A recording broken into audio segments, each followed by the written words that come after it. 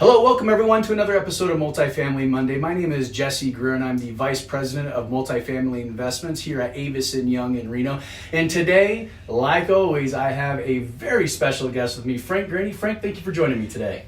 My pleasure to be here, Jesse. Thank you so much. Fantastic. Well, this is exciting because we're going to talk about really what it's like to do a transaction during COVID. And I can tell you, Frank and I, we had some ups and downs trying to get this particular deal we're in right now closed. And I think today is the official close day. Yeah, today we're going to record. Oh, fantastic. Oh, my gosh. So there's two reasons why I'm excited. Number one is because we're going to let you know really what it took to get this deal closed and what it was like going through the different hurdles to get this project to where we're at right now. And secondarily, because Frank, well, he's coming from out of town here and he's coming into a 1031 into this market where he's loving it so far. Yeah. But Frank, you're also a multifamily broker in California. That's correct. I've been a multifamily broker in Los Angeles for 15 years. Fantastic. Yeah. So really what that does is it gives us two different perspectives, right? The perspective of being able to close in this market and then the perspective of another multifamily broker that reached out to be able to consummate the 1031 that you need in this market. Absolutely. That was key. I mean, I knew that I had to have the right people in place, the right vendors, and I definitely had the right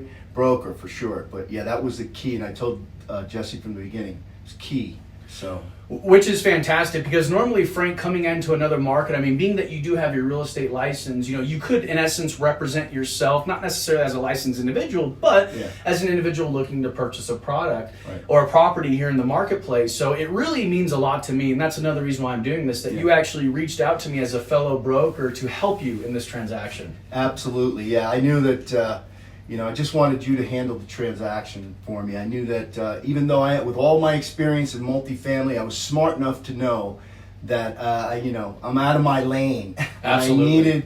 And I needed the guidance and the ego out of the way. I knew that I needed help. Fantastic. And you know what, like I said, it was a fun transaction. So let's kind of dive into really what it's like to close a property during COVID right now, because this was a first for both of us, I think. Yeah, absolutely. Yeah, absolutely. So, yeah. What's interesting is you go through the normal process of closing, right, where you get your professional service providers in place, your vendors, your inspectors, and we had the whole gamut of inspectors that came out here, right? And I think one of the biggest issues we had just from the inspection side was timing, right? Timing, yeah. So really, when you look at it, beforehand it's a little bit easier to get some of these vendors in place to inspect the property, to look at the sewer, to look at, the roof and everything else. But during these times, what was fascinating to me is that they were pretty delayed in trying to get back to us. Oh yeah, and I think that was the COVID effect. Yeah, that it really COVID was. factor. Yeah, trying to get the vendors lined up. It's a really good asset. It looks like it was. I didn't see a lot of deferred maintenance, but I had to go through my inspections, and it took a bit. And thanks to Jesse. Jesse did a spectacular job of getting these vendors, and he got a last minute. The boiler people were non-existent. We had to inspect. We have a boiler here. The boiler people weren't even responding.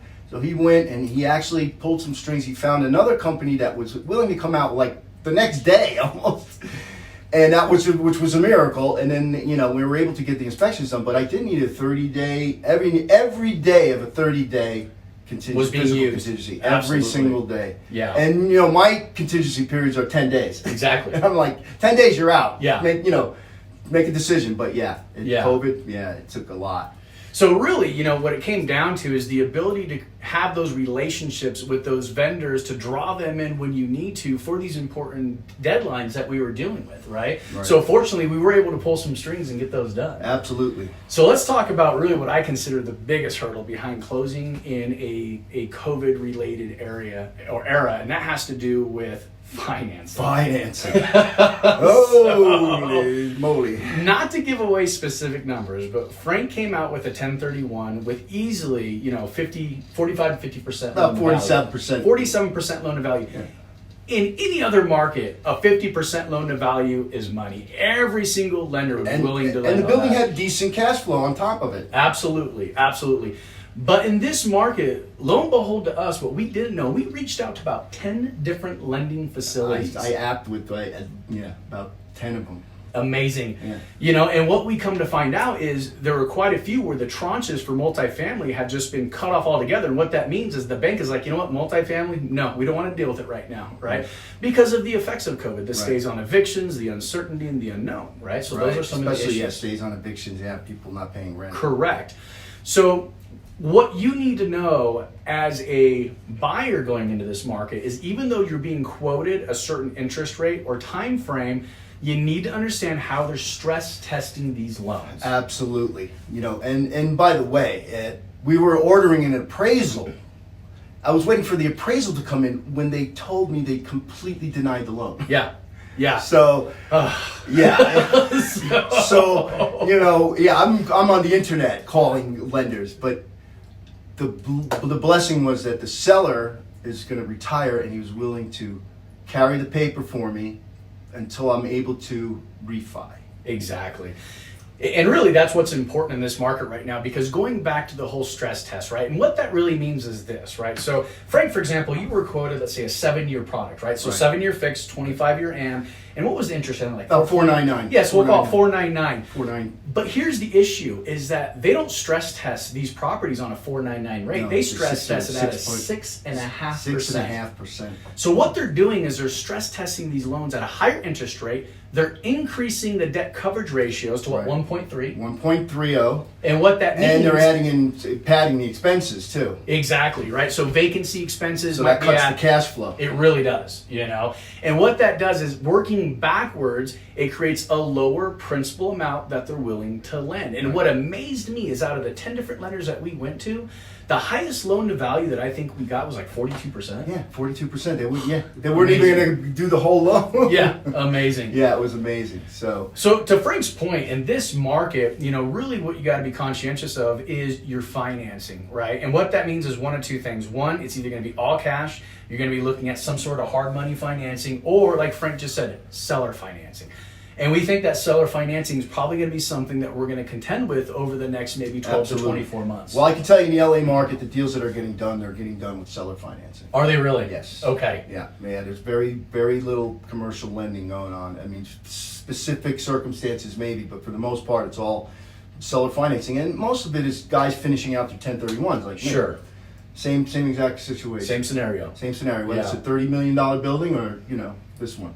So it's not just locally, it's No, regionally it's and nationally that we're yeah. experiencing these types of issues. Right. Right? Right. But to Frank's point, fortunately, the seller decided to do seller financing. In fact, I think what's unique about this deal as well is that we really all worked as a team. Worked as a team, yeah. Normally, you know, as a broker, I would never keep the buyer and the seller in the same room. Never. But in this circumstance, it worked out because I was able to meet the seller. We had a great rapport. I really appreciated his help, and the seller's just been great through this whole thing. And I can't say enough about Jesse. Jesse was just a fantastic broker. I couldn't have done it without him. I appreciate that. Thank you very much. Yeah. And well, here we are, though, standing in your brand new 7-unit multifamily in the heart of Midtown, of which Frank has been loving every minute of it. I love it here. Oh, I just love it here. I just love Midtown. I love Reno. And I'm just really excited to become an owner, and I want to purchase many more here. So that's my plan. Fantastic. Well, Frank, I really appreciate your time. Jesse, Congratulations once again. Appreciate it. Thank you very much. Happy buy. All right.